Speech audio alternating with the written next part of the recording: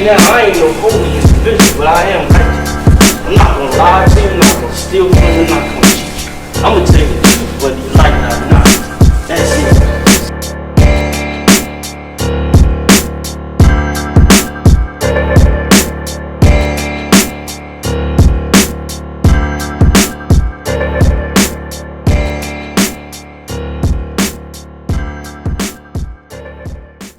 Peace, can you hear me?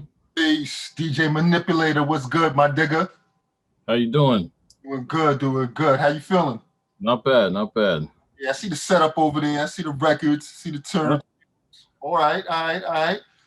Originally from Hempstead, Long Island, New York, Strong Island. Yep. Oh, wow. Yeah, so I was born in Garden City. My folks lived in Hempstead for a while. Went to elementary school there. Actually played the trumpet in elementary school. So that's kind of how it started for me as far as music. Then my older brother introduced me to hip hop. And then like you couldn't help but see it everywhere. I remember like being in elementary school and hearing about when you first heard like I Shot You on the radio. That was like a big deal in elementary school. Oh, wow. So like back then we were kind of like spoiled because Hot 97 was incredible back then. And it was just like I had all this like dope hip hop music around me. And then when I moved to Massachusetts when I was 11, it was just like they had like 0 stations that played anything that was good. Maybe a couple. The only station that played anything good was 88.9, which was a college radio station. Right. They didn't really have any hip hop stations until like 2000. Right. What part of Massachusetts were you living in? When I moved from New York, I moved to a town called Marlboro. Okay. But now I live right outside of Worcester. Worcester. Okay, yeah. Kelly Shooter's from Worcester. That's my man. That's okay. Right. Yeah. Kelly Shooter's nice. He's doing his thing, man. Yeah. He's definitely doing his thing. We used to do a radio show a long time ago out here. Okay. All right. That's what's up. Shout out to Kelly Shoot. Yep. You know. So you moved from Hempstead, you moved to Massachusetts. So the beat making actually started in Massachusetts? Correct. Okay, so what was the first piece of equipment that you used? It was an SP303. Ah, yes, the 303. You know what? I think Madlib still uses that, the little box. He's the reason I got it. Oh, okay. I heard I mean, I always wanted to make beats and DJ for like the longest since I was a kid, but back then I had like my little high school job and shit, and Mad Villain came out, and I was obsessed with it. I was obsessed with Madlib stuff before, like the Loop Pat shit and all that, but when Mad Villain came out, it like blew me away. And then I heard he did most of the beats on a 303, so I was like, shit, okay, let me get this little box and try to make something out of it. And I like I think I remember hearing like, you know, all like the ill producers would like throw out the instructions and just try to make it work. Right. For the longest time I didn't know what the fuck I was doing. But yeah, that was my first little beat machine. So was that a hard piece of equipment to use? I remember some beat maker was telling me that if you really want to make beats or learn how to make beats, if you use that beat machine, it's like it's really technical. You have to really Yeah. It's like there's no like you're kind of spoiled with like computers because you can see the waves when you're chopping a sample or whatever, but you really got to use your ear. Yes. And then the sequencer on the 303 is kind of funny. So it's not like, you know, bam, bam, boop, or whatever. You lay out your drums and you lay out your sample. It's kind of weird. So it's a really good way to like get into learning how to make beats hardware wise. Right. And it's just like, you know, there's no computer screen. Like I have a 404, so if I like, you know, kind of get phased out of like making a beat on computer, I don't want to stare at a screen. I'll make something on the 404, and it's like I don't know, it's like a kind of like a meditative experience. You know what I'm saying? Right. It's kind of, it's just you and the machine. Got you. So you went from the SP303, your first piece of equipment, to now the 404, SP404? No, so I went from an SP, and then a friend showed me Fruity Loops. Hmm. I thought Fruity Loops was kind of a joke, but then I heard Little Brother, The Listening, and then I heard he made his shit on Fruity Loops. I was like, okay, now I need to learn this. Right. So for the longest time, I made beats on Fruity Loops. Uh-huh. I'd say probably like 10 years plus. Right. Then I got introduced to Logic after that. Grabbed a MacBook. I still work with Logic, but mainly just for mixing. Right. Then, not long after I got on Logic, um, I got the first machine, Okay. and since then I haven't looked back. All right, now that machine, I hear like mixed reviews on it. Really? Some brothers say they like the machine, they can make it work for them. Others say the workflow is just horrible on the machine. I guess you lean toward that it works for you, obviously. Yeah, absolutely. Well, it's like you got to keep the process like simple. Like, you know, when I make a beat, I first start with the samples, and Right. it's really easy to chop your shit up and have it like kind of the way you want. It's like sample, drums, bass line, extra shit. To me, it's really easy, and the way I like to do it. I'm not sure what other people are doing to kind of make it difficult. They might be used to like an MPC flow or something like that. Right. But for me, it's like, kind of I heard the pads were kind of stiff on the machine. Is that correct? kind of, but like I come from making beats on a SP303, and those Right. pads were hard as rocks. Right. So this is like a luxury step up. Mhm. So Right. and I'm slapping the hell out of these shits anyway. So Right. Right. yeah. So you go from hardware to software back to hardware. To like, it's like a mix because you control the programs in your computer, but it's like, Right. yeah, essentially like, back to hardware. Now, do you see a difference between your beats from the Fruity Loop days to like now? Like, is it your switch? Was it because of it made your beats better, or was it because the workflow was easier? Do you just switching, transitioning back? I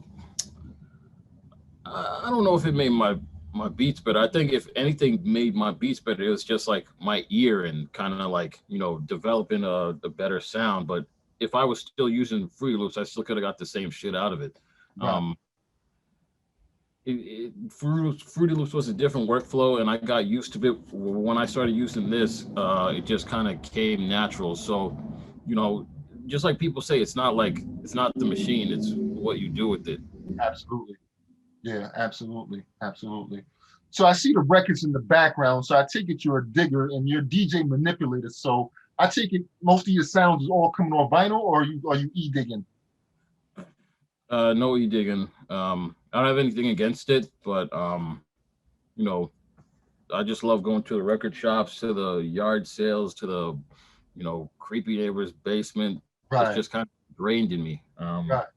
So I think there's nothing like going to the record shop and see your homies and them putting you on to shit you would have never heard before, and just like the feel of pulling out the record out the sleeve, like that's me all day. That's what I grew up on. Gotcha. I'm always dig, and just being like a lover of different kinds of music. Not everything's on fucking YouTube. Right.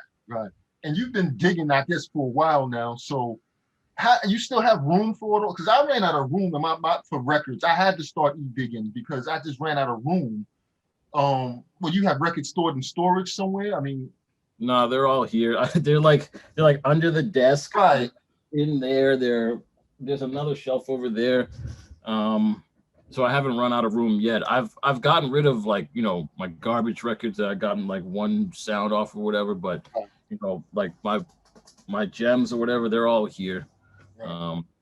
I don't think I'll ever get too crazy where like I'll have like 100,000 records and have to have some of them in storage and shit. But I got my like essentials.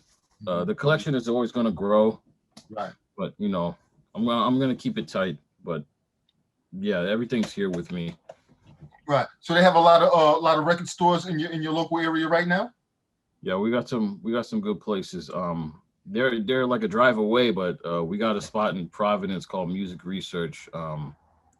Incredible stuff like library records, shit from overseas, all types of crazy shit. A new shop that just opened up. I don't know if you know 7L from Czarface. Yeah. Oh yeah. Yeah. Definitely. He opened up a new shop in Beverly called Soundtrack.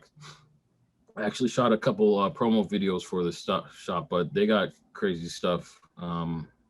There's In Your Ear in Boston. There's a bunch of spots in Boston. There's Blue Bag. A couple joints I went out to the other day, but we got some dope spots out here. We're kind of I'd say like this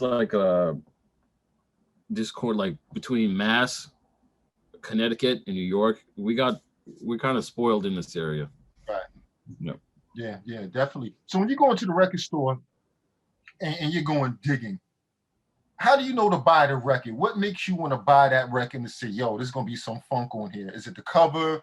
Are you looking at the credits, seeing what instruments is on it? I mean, how do you know like to get this record? All of that. It's all of that. It's seeing who produced it, instruments, if there's like any type of synth work on it, I'm getting that shit.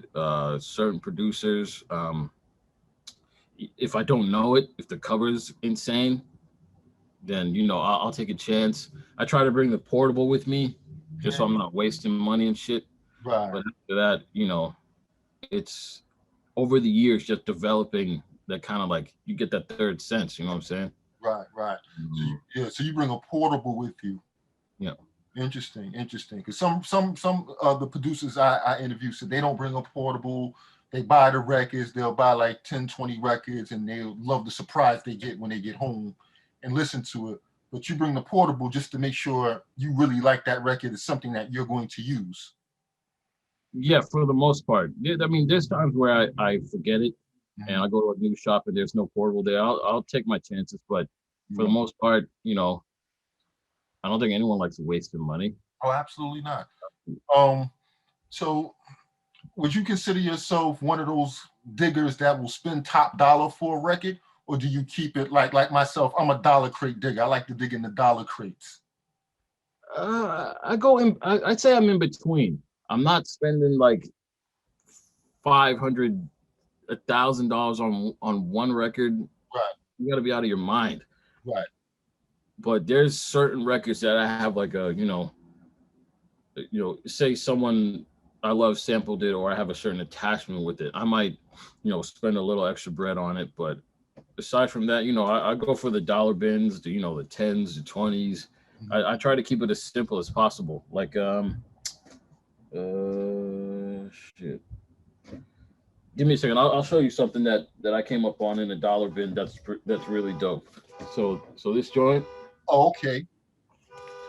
So how many beats did you get out off that? Maybe 3, and it's got a lot of sound effects that like Madlib and Dilla used on here. This is another cheap record that I got. Okay. The sample for De La Soul used this. Okay. A couple other people too, but it's just it's digging. Right. So when you find a record and you find like a sample that another artist used, do you skip by that? Like, nah, I'm not going to use that, or do you say, hey, let me see if I can flip it a different way? I would never say I'm going to skip that. I'm gonna cop it, especially if it's someone I love who sampled it. But I'm not gonna try to sample the song that they sampled at first. I'm gonna see what they missed on the other cuts on the record. You know what I'm saying? Right. Why didn't they sample the song after this shit or whatever, or the couple bars into this shit that has like a a dope loop or break or some shit like that. Because everyone has a different ear. Even like your fucking idol, so you might hear something that they don't hear. So Right, indeed. Because a lot of times you be like, I got that record. Why didn't I think of that? exactly, Because we there's all times hear where records differently, right? there's times where I've had records, and you hear someone else flip it, like, God damn, like I heard that shit. Like, why didn't I fucking hear that at first? Right, right. So do you ever go back into your crates and listen to records that you bought in the past to see how your ear has changed? Yeah, absolutely. And it's like you know, it's almost like kind of testing yourself. Like, Right. you know, even if you're like kind of, there's been times where I flipped the same sample that I flipped before, but I'm listening to it with a kind of new set of ears. You know what I'm saying? Right. So I do that all the time, Right. just to like, you can kind of get lost like having so many fucking records Right. that you've got some crazy shit in your crates and you don't even Right. fucking remember or know it. Right. And you go back to that and you see Right. how your ear has matured. Right. Exactly. Because a lot of times you get the record, you play the record, you find something off of it, you put it aside, you throw it away. But then sometimes you wake up in the morning, let's say a year or two later, and you just grab a stack of records off the shelf. You just Right. look through it and you're like, oh, Yep. you realize you used that record before, but you didn't use the Right. song, the same song, you know what I'm saying, Exactly. off that record. And it's something that you might have skipped past Right. Right. before. And with like you know getting getting to know your equipment more, you may be able to do something technically different that you weren't able to do back then when you first checked out the record. You know what I'm saying? Right, right. So yeah, I always go back to the joints that I still have. You know, So now when you bring the records home, I know you said you listen in the record store, but when you bring the record home, do you play the record from beginning to end? Even if you don't like the whole record or whatever, do you play every song on the record backwards and forwards, to hear what's on the record? no, I'm jumping around. Spot Um, sampling, gotcha. there, don't get me wrong. There'll be times where I sit and enjoy the record because I want to, I want to appreciate what the artist's done. You know what I'm saying? Right, right, Because us as producers or artists, we're kind of adding to the same pot. And in my mind, like if you're not appreciating the music that they put out, that's just giving people more leeway to not give a fuck about what you're doing. But true. initially, when I get the record, I'm skipping through to find that sound, to find that moment and capture it and trying to, make my shit on the spot because I don't want to lose that, Right, momentum. that momentum, yeah, most definitely. So you mentioned that when it comes to beats, it all starts with the sample. Okay, so when you start making your beat, are you looking to chop or are you more into looping? I'm more into chopping. You know, I like taking things apart in general. Mhm. So just kind of chopping the samples and rearranging it. I'll never deny like a good loop. Don't get me wrong, Yeah, but I love chopping. You know, putting things together. They're kind of like the way they're not supposed to be, but making the shit work. You know what I'm saying? yeah, yeah, yeah, yeah. Um, So when chopping a record, are you sampling the record and then the whole record and then chopping it up with auto chop, or are you pulling the record back and grabbing your own pieces manually? so what I'll do is I'll record my piece, um, you know, and then say I'm on one pad, I'll get the chop that I want, Mhm. copy and paste, and then kind of move through the sample, You're going chopping through. through the right, chopping through it Right, and right. finding the sounds that you want. Now, are you Yeah. chopping in bars? Like, okay, I'm gonna chop this one bar. This is gonna be another bar. How are you No, chopping? Just it's kind of like I'm chopping it the way like someone would play a piano or whatever. You hitting certain notes at the right time, not boom, boom, boom, boom, like straight in a line. It'll be like boom, like some shit like that. It's never just like a straight type of you know, quarter note, quarter note, quarter note. It's got to be kind of like mixed up for me because that's what makes it kind of fun. right. So, would you say your beats you prefer your beats to have a lot like a choppy feel, or do you when you play it back in the sequence, do you want it to sound like an actual loop when you? I wanted most of the time I want it to sound like an actual loop. I don't mind, like, every now and then the choppy sound type of kind of works for me, but most of the time I want it to sound like a whole new arrangement of a loop for the beat. Right. So you chop the sample up, I guess, whatever piece, it varies with the pieces, how many samples, how many chops you use, correct? Yep. So you may chop up, I guess it all depends on the record. So you may chop up and you may have, let's say, 9 chops. Right. Out of those chops, you may use what? Maybe 4, maybe 5 of those chops, if it works. Right. I try to use as many as I can. So say I use like 5 chops for the main part of the loop, but maybe in the turnaround I'll use the other pads to give it a different feel, then come back to the sample. You know what I'm saying? Right. So once you chop up and you got these pieces, are you tuning them or are you leaving them as is? It depends on how I feel. I might pitch it down. I might pitch it up. Most of the time, I leave it as is, just because I'm kind of capturing that feeling from the record. Then after that, I'll usually do the drums and the bass line, Right. Then whatever extra shit. But usually I leave it the way it is. Gotcha. So you got your pattern going, you're playing it out, you know how you want to do it. Now, when it comes to the tempo, how do you know what tempo it is to set the tempo to? Do you set the tempo when you first turn the machine and say, hey, I'm going to make the beat, this beat's going to be 85? How do you determine what the tempo is going to be? I usually just tap it out. Whatever's in my head, I use the tempo tap and just, and whatever I'm like, because like it's like my heart's fucking metronome, you know what I'm saying? My head nod. That's what determines the swing. That's what determines like how the chops are gonna line up, how the drums are gonna swing and shit. Right. So you never start with the drums first. No. I know it's a large majority of producers say they don't. I've met maybe one that I said they start with the drums because they said once you get the drums tight, you can put anything over it and it sounds dope.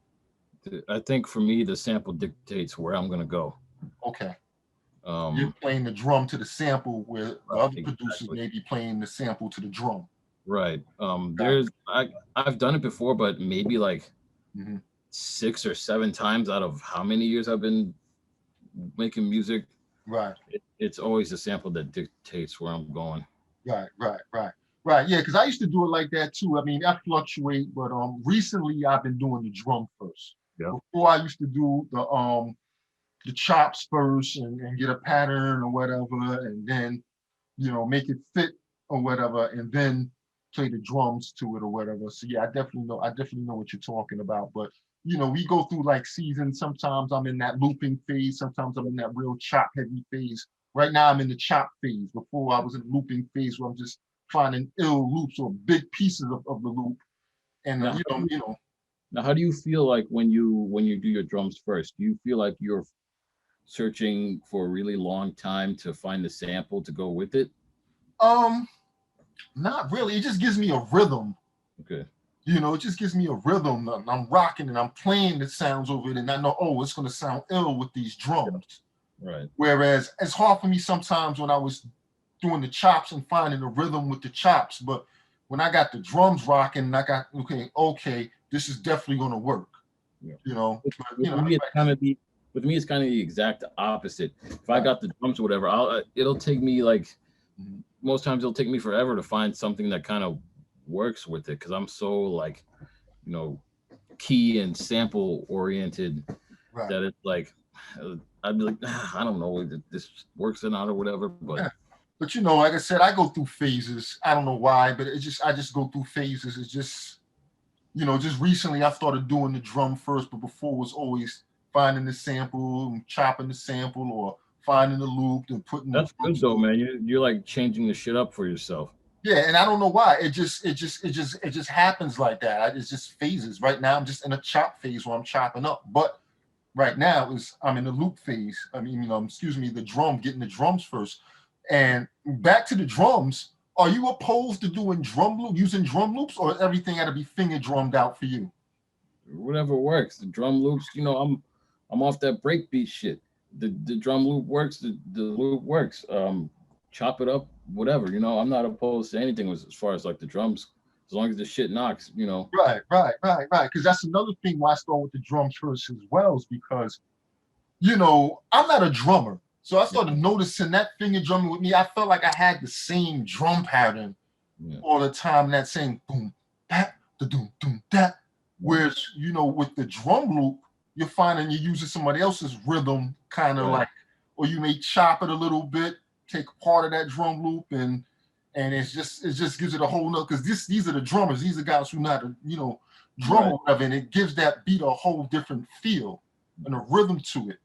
You know, that's just me. So that's the phase I'm in at this moment. But it changes, you know, sometimes I'm finger drumming in and whatever. It varies.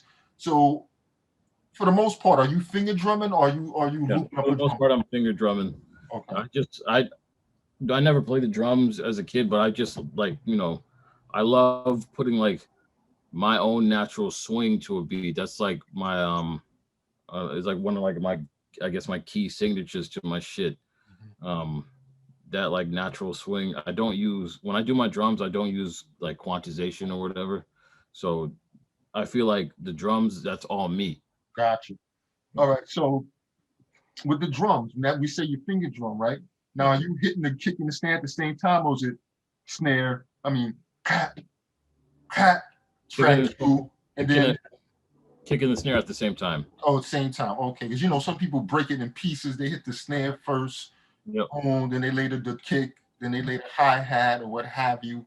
So everything's together for the most part. The kick and the snare. I feel like especially, I might leave the hi-hat out first, but especially like with the kick and the snare, you know, that's your natural rhythm, you know what I'm saying? So if I'm doing the kick first, I'm kind of like losing the, that's like that's right. You know, Okay. For me it's all about feeling, you know what I'm saying? Right. Then you may lay the hi-hat on top of that later or what have you. That's dope right there. So moving forward, like what BPM range do you tend to stay in with your beats? I'd say like, you know, like 85, 84. I might go down to like a, you know, like a 78. It's funny because when I started doing like my BPMs were around like 92, 93, 94. Because when I first started, I was trying to be like Primo. Right. So up tempo. Yeah, exactly. That up tempo type shit. But then as I like kind of grew into it and kind of got my own feel to it, you know, I found my own tempo, and it's usually around like 85, 86. Right. Right. Because I hate to hear artists when they rhyme, they sound like they're trying to keep up with the beat. Right. When that steady beat, you can really hear every word they're saying, and it just like a natural pace to flow. Right. Definitely a natural pace pace to flow. So on average, how many tracks are your beats? Sample, drums. I usually do my drums in one track. If I'm bouncing the shit out or whatever for mixing. Sample, drums, bass. I usually do a track where it's the sample, but there's a ton of reverb on it, and I put a ton of sidekick compression, just kind of like an extra like pumping in the background. So that, and then whatever extra shit, sound effects, cuts or whatever. So 5 or 6. Okay. Now let me ask you a question. Because you said bass, do you feel every song has to have a bass line in it?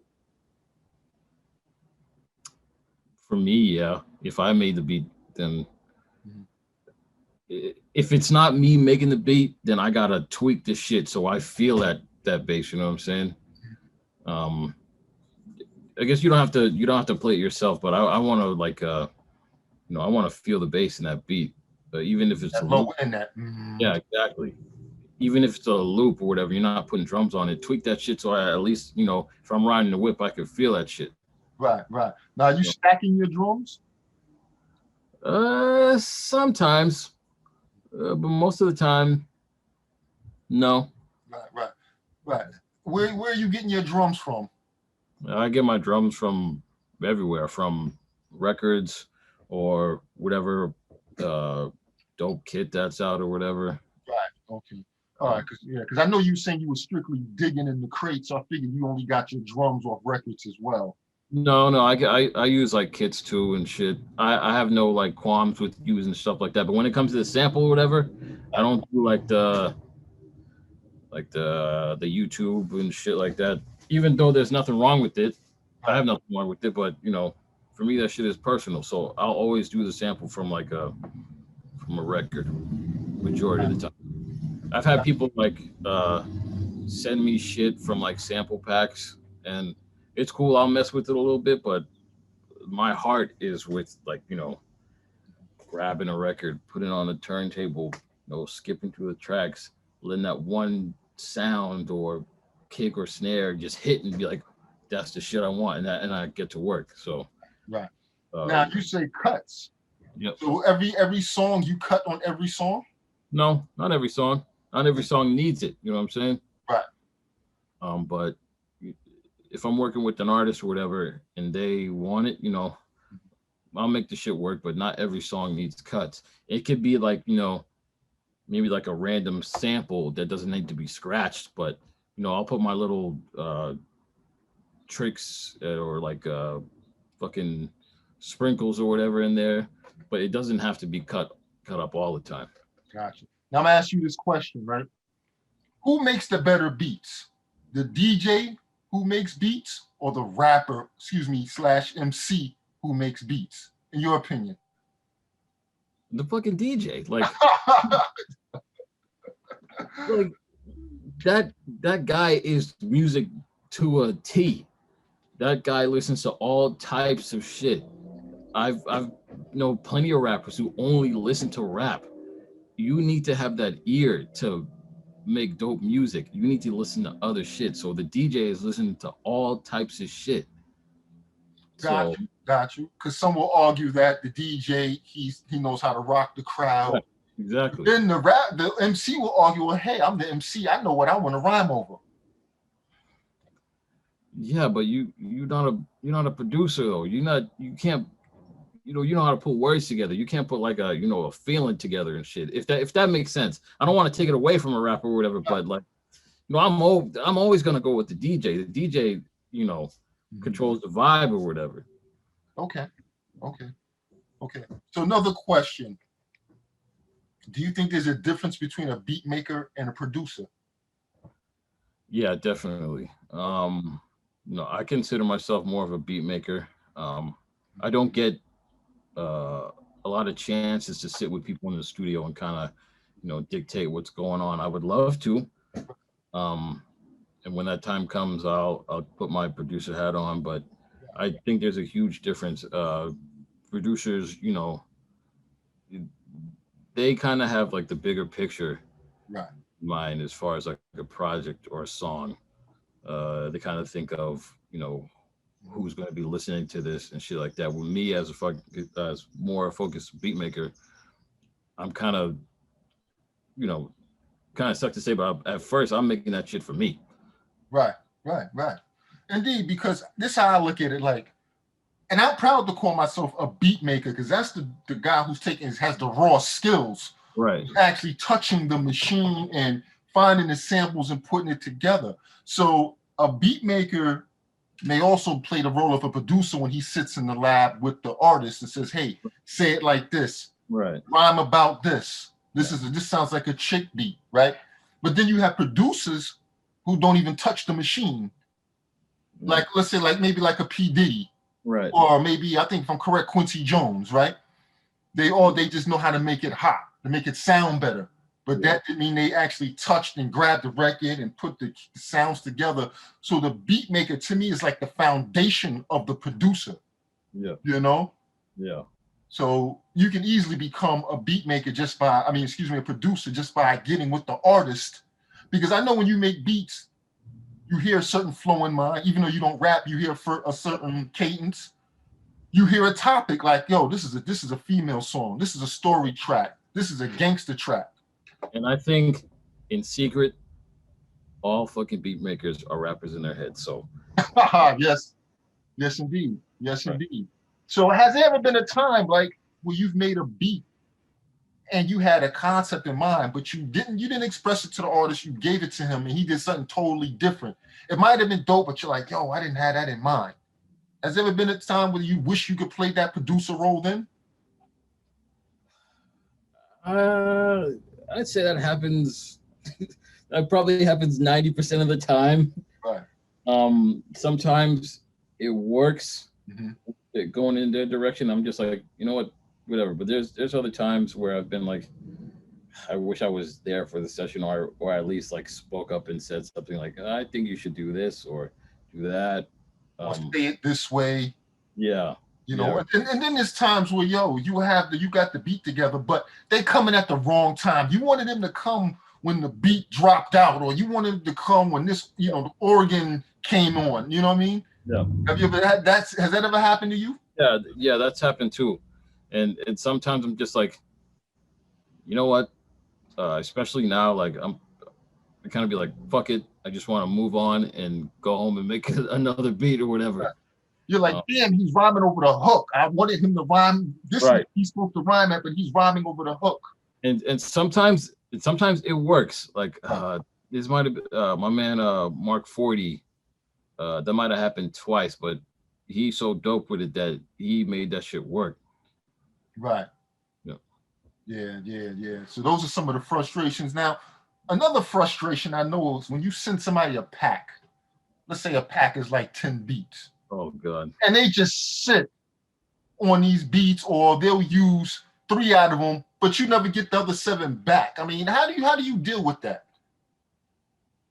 If you don't use the other 7, Or they're or not you don't get expressing. Yeah, they're not. They got it. right. They use 3, but they got 7 of them, but they're not saying nothing about it. It's like, do you say, hey, what's going on? I don't say shit. Though they're all up for grabs if you're not telling me what you're doing with them. Right. That's not fair. Right. Absolutely. That Absolutely. that's absolute bullshit. If you're gonna, and there's rappers who sit for fucking years. Years on your beats. Right. Right. And So you're just sitting there and you're like, yo, you could be selling this or giving it to another right, artist or what have you. And that's the frustration of it. You give these beats out, these be some dope ass beats that you're right, gonna get out there. And right. this Joker is just sitting with them for years. Unless they like, I've had situations where people have paid me a decent amount for music, and it's been maybe 2 or 3 years. If they pay me a decent amount, then you know I'll hold that shit to myself or whatever. I won't say shit, and I won't sell the beat or giving it to anyone else because they paid for it. Right, right. That's understandable. And whenever they put it out, and this is only happened with like kind of like, I guess like bigger artists or whatever. Um, but if they paid like decent money for it, I'll be like, you know what, whatever. You tell me when you're ready. Right. But if it's like someone like kind of smaller, and you know they're not communicating with me what they want to use, whatever, that shit ain't yours. If you fucking don't tell me shit in a month, Right. it's not. That's not fair. Right. You know exactly what I'm trying to do, and you're sitting on the shit. I know you're an artist, and you got to take your sweet time and whatever, but I gotta get mines too. Right, right, absolutely. So you give them a 10 pack, Yeah, beats with 10 beats. They present 3 of them to you and they do a project and you're like, well, yo, I gave you 10 beats. What's up with them other 7? Are you using those? If not, I'm gonna take those and do something else. Don't not use those and then I didn't gave those beats to someone else and now down the line you putting out those 7 beats that I already, you know right, what I mean? right. So it has to be more of a communication between the beat maker and the MC or what have you. So speaking of selling beats, are you doing this full time? No. Okay, gotcha, Yeah. gotcha. Now I mean, how does a beat maker, underground beat maker like yourself get paid? I mean, is there any real money in this? There is. You just gotta kind of have different avenues. Like I know a lot of people do drum kits. Okay. I'm working on some other things myself that I can't really talk about right now. Um, but a lot of people do the drum kits, do courses and stuff, which I wouldn't do. Right. Um, it just feels like some type of, you know, Tony Robbins pyramid scheme type shit to me. Right. But people do that and they make bank off of it. People do streaming now and get tons of viewers, or like, you know, YouTube ad revenues and stuff like that. There's ways to do it. Um, you just gotta, I guess, you know, be comfortable with the way you're doing it, and Right. you But gotta, as a straight up beat maker, yeah. the money is there really money in being like a just a straight up underground beat maker? If you have a following, yeah. If you don't, then not really. So It, would you say this is more so out of the love? yeah, yeah. It. Oh, even if I wasn't making a fucking dime, I'd still be doing it. Right. Gotcha. Yeah, I was just wondering, how, underground beat makers are getting paid, because I know a lot of times we want to work with an artist, we give them these beats, they Yeah. take the beats, they make an album with it, they sell the album, and sometimes the beat maker is left out in the cold. Right, right. You And that happened to me when I was younger a lot. There was a rapper who I'm not going to mention. Okay. Uh, I gave him a couple beats, and the songs like did really well for him and shit. And he hit me up. I think I hit him up asking for like, you know, I did these joints for you or whatever. You know, I need help spreading the word or whatever about my shit. And then he's like, I'll try. And I noticed that he pressed up the joint on vinyl. He didn't pay for the beats, so I'm like, send me a copy of that shit. And he's like, yeah, just send me a PayPal for $25, $30. And I'm like, Are you serious? and I'm just like, click, Right. and like that's it. And that person has hit me back in like maybe like a couple of years later saying, um, oh, do you still do beats for people? And I said, yeah, for money. Right. And it was crickets. Mm. So So no free beats at all now. You're not giving anyone any free beats nowadays? no, I'll work on a full project with someone. Um, you know, it just got to be like the right situation. Right. So And y'all do the splits on the streaming and right, the sales and all. right. Do But you prefer that better? The work to do a full project and work with an artist, or just selling beats, period? I like to do more full projects. I think it's a better way to get your name out. Right. If you do a whole like fluid project with a couple people, you know, I think people will pay attention to you more if you do that, Right. instead of just like. And then I think after that point, then you could like you know, do a beat here, be a beat there. But like, who's doing it well right now? Big Ghost, Okay. like kind of like the way he's doing it. Right. Because he didn't work with West Side Gun and Conway. He worked with Hus Kingpin. He got something out now that just dropped with Ransom. Right. You don't know what he looks like. I think he's very quiet about what Right. he's yeah, you're not gonna. I would love to have him on this platform, but I doubt he'll do it. You know what I mean?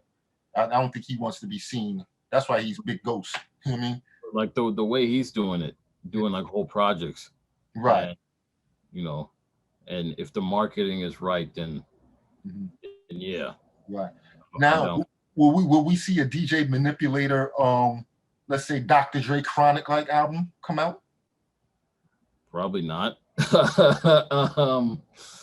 Man, I can't work with too many rappers like that in the same capacity on one project. I would do like, you know, my CL Smooth and Pete Rock type of deal, Right. or my Gangstar type of deal all day. But like a big thing like that, I don't see it happening. Mhm. I mean, Is it because these artists want to get paid from you, or I mean, no, it's just like the time and the effort and dealing with people. sending verses and Right.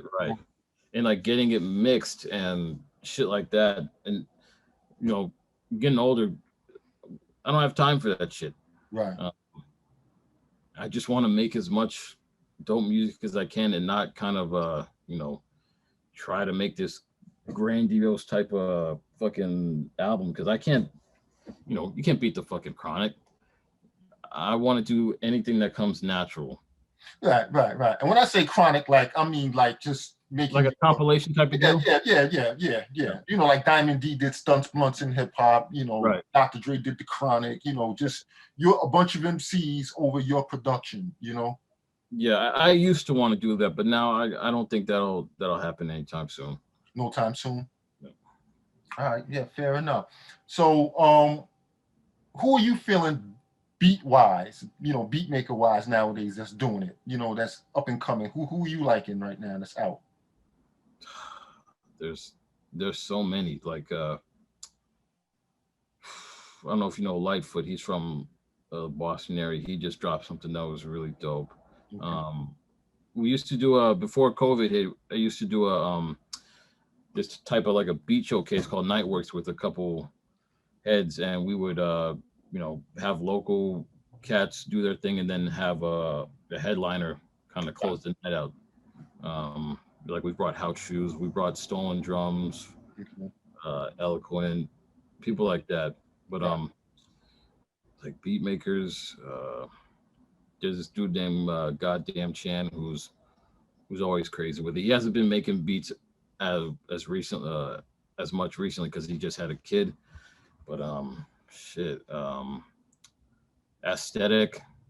I don't know if you know him on Instagram, but he's dope. He's constantly making crazy shit. It's just too many to like fucking name. Um, I mean, he's an OG, but Knots. Knox. Yeah. Knox. It's a goddamn animal. Shit. There's just so many. I can't like. I don't want to like. Nobody out. Yeah. Right, but there's a lot of like. There's so many dope producers out there. So who's on your wish list of MCs that you would like to work with? I mean, if I'm really gonna fucking shoot for the stars, I mean, like Nas or Jay, but even like a Royce, Elzai, shit, Casual from Hyro. Yes, Casual. I think he's so underrated, and like so I like a lot of technical MCs. Black Thought, of course. Shit.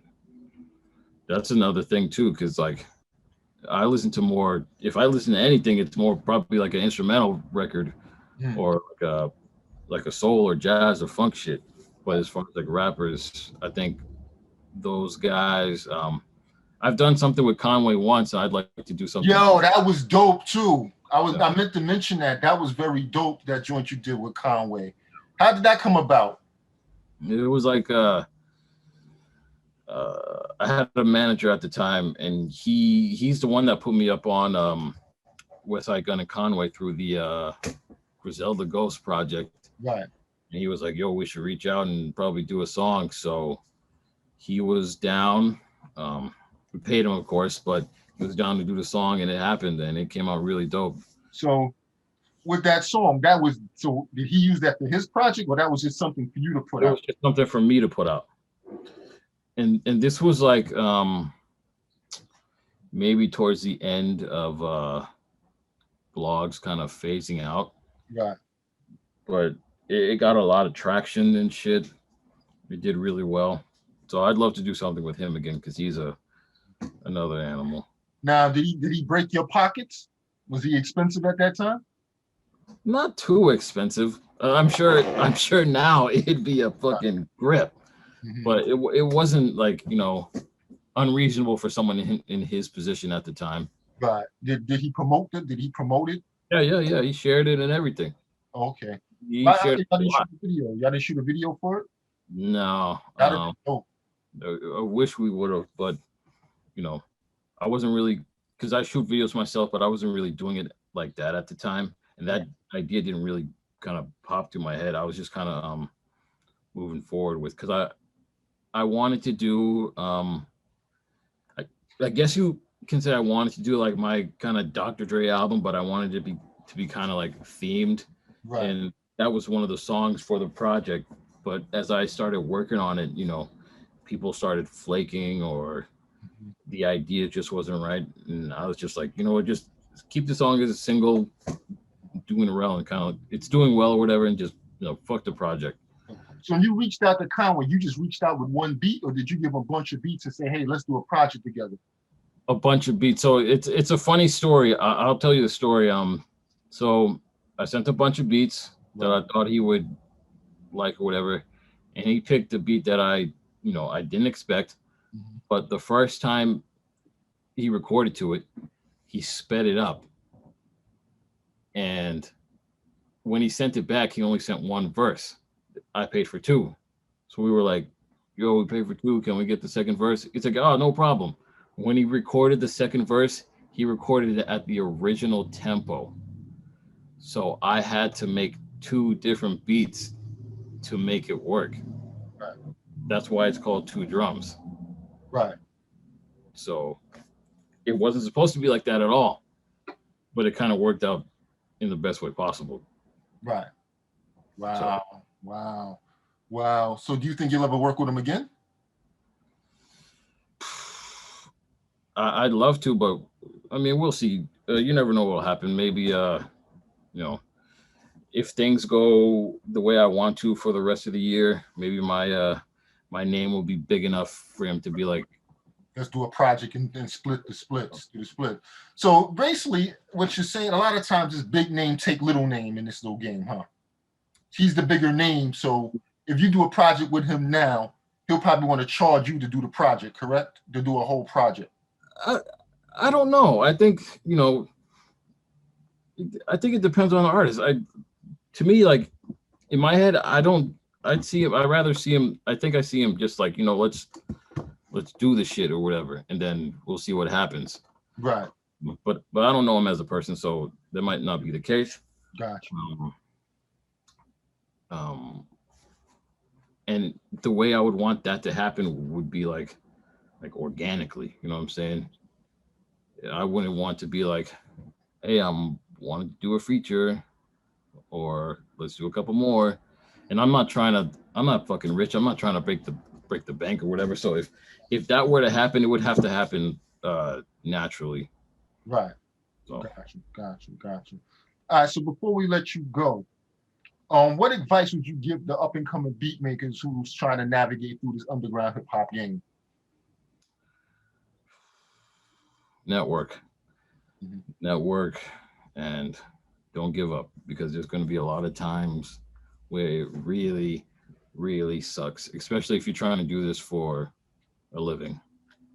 There's going to be times where, it really sucks and it's depressing, but remember why you're doing it. You're doing it because you love to make music.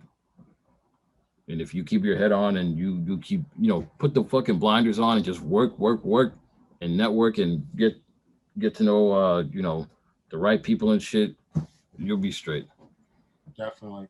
DJ Manipulator, yo, I appreciate you for coming on Strictly for My Diggers. This platform is for us. It's to celebrate all the sample-based boom bap, lo-fi, hip-hop beat makers. A lot of times we don't get our just due. We get left in the cold. We get the shitty end of the stick. So I created this platform for us, and I'm just happy to have you on. Thank you so much. It's an honor to have me on the show, man. I appreciate it, man. That's right. Speak your piece.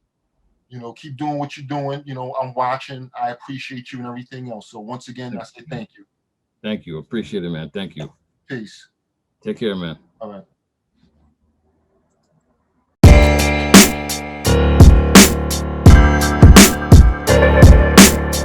Tell you now, I ain't no holy individual, but I am righteous. I'm not gonna lie to you, I'm not gonna steal from you, I'm not gonna cheat you. I'm gonna tell you